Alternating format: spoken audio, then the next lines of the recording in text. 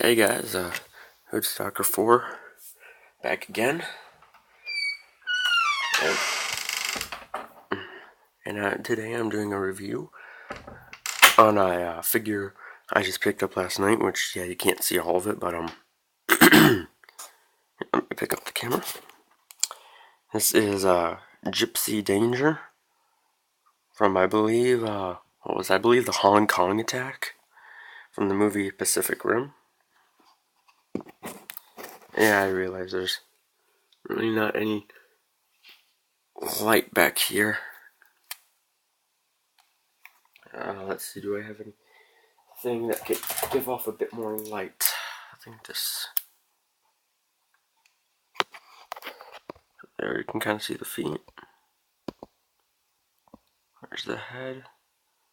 And there's that cool sword, which we'll talk about, and that's another accessory down there that we'll also talk about. So I'm taking the sword out for a sec. Sitting them back there. Now let's look at the sword first, I guess. So first off, got the sword, which is pretty cool. Got nice little details in here. Got a nice silver paint around the edge. It does have a peg, and on either arm there's a peg above the wrist joint in there, and you just plug the sword in. So as if you had two of these figures, you could have them dual wielding, which would look pretty cool. But then that means you'd have to buy a second figure, and you have a second one of these, and that would look kind of weird. Now talking about this, now I never actually finished the movie, and some of you are gonna think, "Wow, really? You're talking about a figure from a movie you haven't even finished?" Yeah, I know. But I thought he was pretty cool, and I like giant robots or robots in general. It's cool. And this is pretty cool too. I'm assuming he threw this at someone or picked it up. Actually, I think this was in the beginning of the movie, wasn't it? Like he picked it up and moved it off to the side or something, or hit one of the giant monsters with it.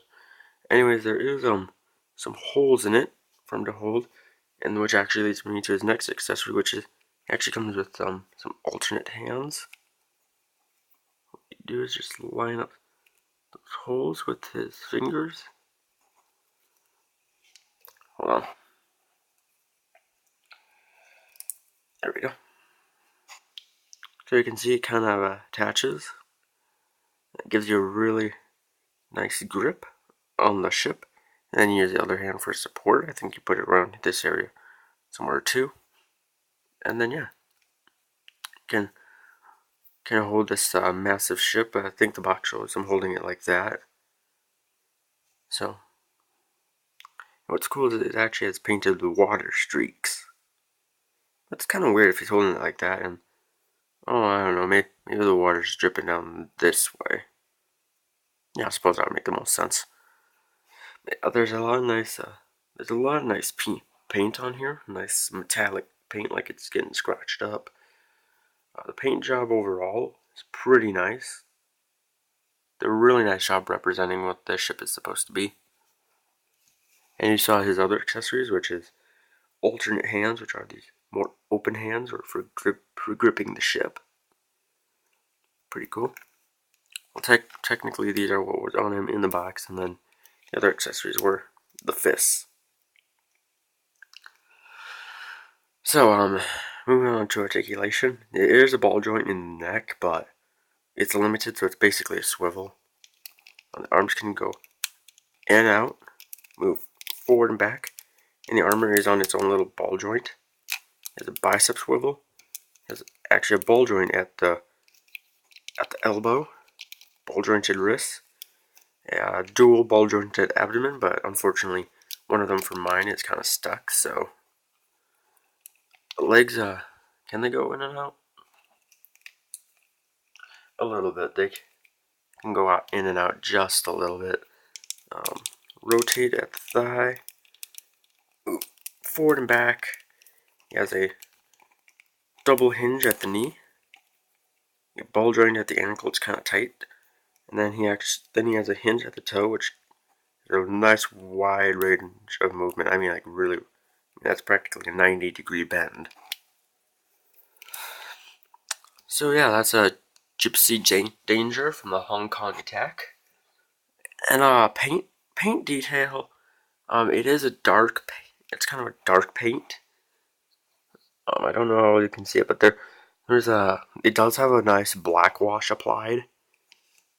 And, that's painted. It has all the painting on it. It has the 34 on the shoulders. Got some nice back detail as well.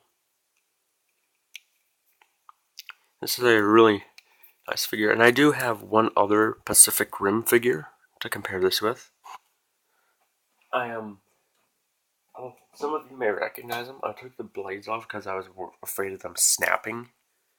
And now I've misplaced them. I'll find them later, but I still have them. I just gotta go find them. Moving Galvatron's arm down. But I have a Eureka figure, which, if I'm not mistaken, was also a Japanese type robot. You can see how those two stack up against each other. And Sensei's in the background there. For you Transformers collectors, let's bring in Galvatron. So as you can see, Galvatron is a little bit shorter than Gipsy Danger, and I'm sure this is not a very appealing camera angle. No, let's just hold it for the rest of this review. So that's I'm practically done. But yeah, so that's the Gipsy Danger figure. Pretty cool. If you like big robots in general, like I do, he's definitely worth getting. And if you're a fan of Pacific Rim, then this is going to be a must-have for you. So I mean, you get a lot of cool accessories, including this nice battle-damaged ship. I think this is cool. I like this accessory a lot. So yeah, this has been Hoodstalker 4, and reviewing the Pacific Rim Meager Gipsy Danger figure. So anyways, or Hong Kong Battle, yeah. Anyways, this is Hoodstalker 4 signing out.